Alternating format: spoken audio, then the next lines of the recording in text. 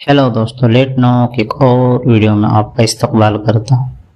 Scientific miracle of Quran, Quran के चमत्कार में आज हम जानेंगे कि कायनात का फैलाव और तवाज़ुन में बाहमी ताल्लुक, यानी कि जो यूनिवर्स का जो एक्सपेंशन हुआ बिग बैंग के बाद और उसका जो बैलेंस उसके बाद उसमें आया, उसके में क्या क्या उसके अंदर रिलेशनशिप। चलिए शुरू करते बिना वक्त।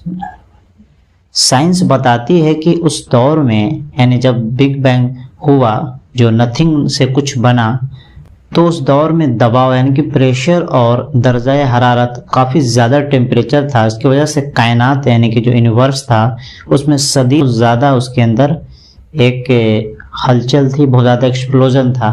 कोई तवाज़न न था, यानी कोई बैलेंस नहीं था। तवाज़न कायम करने के लिए एक ख़ास हुजूम यानी क्रिटिकल वॉल्यूम की ज़रूरत थी। यूं यूं कायनात फैलती गई और उस दर्जाए हरारत और दबाव कम होता गया, यानी कि दर्जा हरारत यानी कि टेम्परेचर और प्रेशर जो है कम होता गया और कायनाती मवाद में तवाज़ुन आने लगा। यानी कि जो कायनाती जो यूनिवर्स में जो भी पार्टिकल्स थे, जो भी मैटर्स थे जो इधर उधर बिखरे थे, उसके अंदर तवाज़ुन आने लगा, यानी कि उनके अंदर बैलेंस आने लगा, एक संतुलन आने लगा। साइंस की ये दरियाफ्त यानी कि ये खोज वाकई एक कमाल है जिस पर जितना फख्र किया जाए कम है।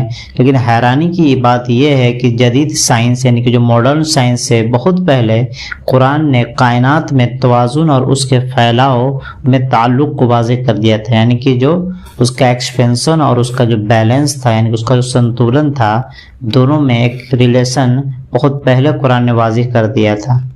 सूरह नंबर 55 के आयत नंबर 7 में है कि और हमने आसमानों को रफ़अत बख्शी यानी ऊंचाई बख्शी और तवाज़ुन कायम कर दिया, यानी उसके अंदर बैलेंस कायम कर दिया। यानी कायनात में तवाज़ुन के लिए, संतुलन के लिए फैलाव ज़रूरी है।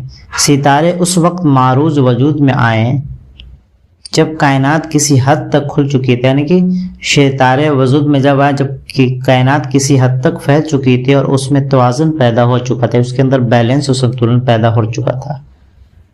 सुपर ब्लैक होल, रत की कायनात।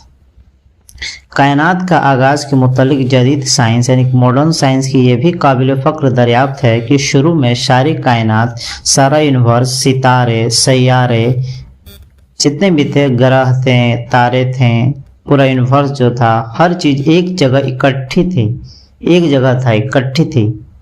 कोई अलहिदा वजूद नहीं था, यानी कोई अलग अलग नहीं था, सब एक जगह ही जमा थे।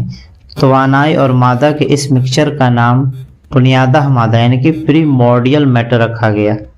Primordial matter. कुरान करीम ने साइंस की इस अजीम दरियाफ्त से सदियों पहले ही बता दिया था कि कभी जमीन व आसमान सब एक ही जगह इकट्ठे थे। फरमाया, कुरान से मदद फरमाते हैं, यानी उन लोगों ने जो कुरान का इनकार करते हैं, क्या ये देख नहीं लिया कि सब आसमान और ज़मीन कभी एक जगह थे, एक मुरक्कब थे, और फिर हमने उन्हें अलग अलग कर दिया, अलग अलग कर। सूरह अंबिया आयत नंबर 30।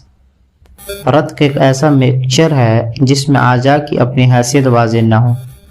सुभान अल्लाह ताला, इब्तदाए कायनात की इससे बेहतर तशबीह क्या हो सकती है। फिर ये रत की गोला मस्बत मादा यानी कि मैटर और मनफी मादा यानी कि एंटी मैटर में फटकर दो अलग अलग वजूद की शक्ल में आ गया।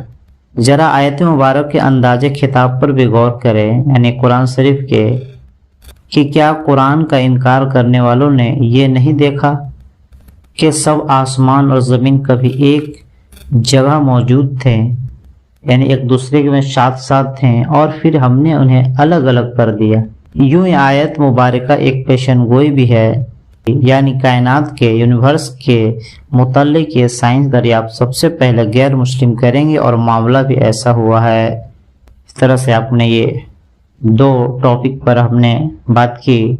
एक है कायनात के फैलाव और तवाज़ुन में बाहमी ताल्लुक, यानी कि जो यूनिवर्स जो बिग बैंग से जो कुछ नहीं से कुछ आया, जो बिग बैंग का कॉन्सेप्ट है, उससे कायनात फैला और उसके अंदर एक बैलेंस कायम हुआ। और उसके बाद ये सुपर ब्लैक होल का कॉन्सेप्ट, शुरू में सारी चीज़ें एक जगह थी, फिर उसको अलग अलग किया गया। एक जगह थी आसमान और ज़मीन, एवरीथिंग, तारे, सैयारे, यानी कि जो ग्रह थे, प्लैनेट्स थी, स्टार्स थे, सब एक जगह थे, फिर उसको अलग अलग किया गया। شروع میں اس کو نام کیا رکھا گیا؟ اس مکسچر کا نام پریمورڈیل میٹر رکھا گیا.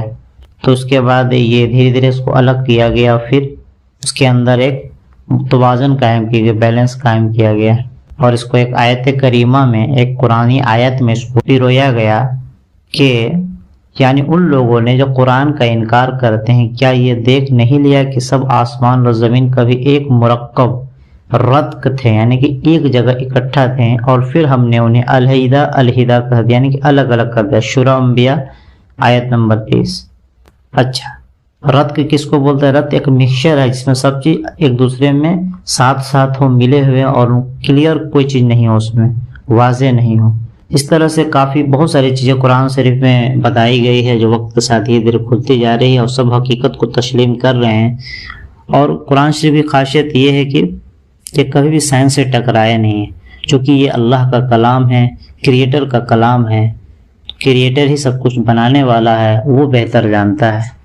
شروع میں ساری انسانیت ایک ہی مذہب، ایک ہی ریلیجن پر تھی، پھر دھیرے دھیرے اس میں جیسے جو نیک لوگ چلے گئے، اس کے بعد دھیرے دھیرے جو بد لوگ تھے انہوں نے ادھر ادھر کے بات بنا کے طرح طرح کی چیزیں لائی، پھر دھیرے دھیرے اس کو دور کرنے کے لیے پھر نیک لوگ آئے، پھر دھیرے دھیرے اس میں کچھ ادھر ادھر کر دیا. اس طرح سے چلتے چلتے جب لاسٹ پروفٹس آ گئے، لاسٹ میسنجر آئے محمد صلی اللہ علیہ وسلم، تو پھر اس کتاب کو لایا گیا اور یہ فائنل کر دیا گیا، چونکہ یہ پوری انسانیت کے لیے کتاب تھی، کسی ایک جگہ ایک قوم کے لیے نہیں تھی، اور یہ پوری دنیا کے لوگوں کو تو کوئی میسج دینا تھا، اور ہر جنریشن کے لیے جو آنے والے جنریشن تھے قیامت تک اس کو میسج دینا تھا. اس لیے اس میں اس طرح ساری چیزیں ایک طرح سے بتا دی گئی تاکہ لوگ رہنمائی حاصل کریں. تو سائنس ایک طرح سے نالج ہے، اس کے مدد سے ہلکا پھلکا سمجھا جا سکتا ہے، لیکن قرآن انسانوں کے زندگی کو بہتر کرنے کے لیے آیا ہے. اس کو پڑھیں، اس کو غور فکر کریں. آپ کسی بھی اس سے ہوں، اس سے کوئی یہ نہیں، لیکن آپ آن لائن کا زمانہ ہے، آپ بڑے اطمینان سے پڑھ سکتے ہیں ہر فارمیٹ میں، انگلش میں، ہندی میں، اردو میں. اس کو پڑھیں، اور بہت زبردست کتاب آپ پڑھیں گے تو آپ کو دل کو چھو جائے گی، اور حقیقت آپ کو اندازہ ہو جائے گا کہ ہاں یہ کسی انسان کا کلام نہیں. تو ملتے ایک اور خوبصورت سے ویڈیو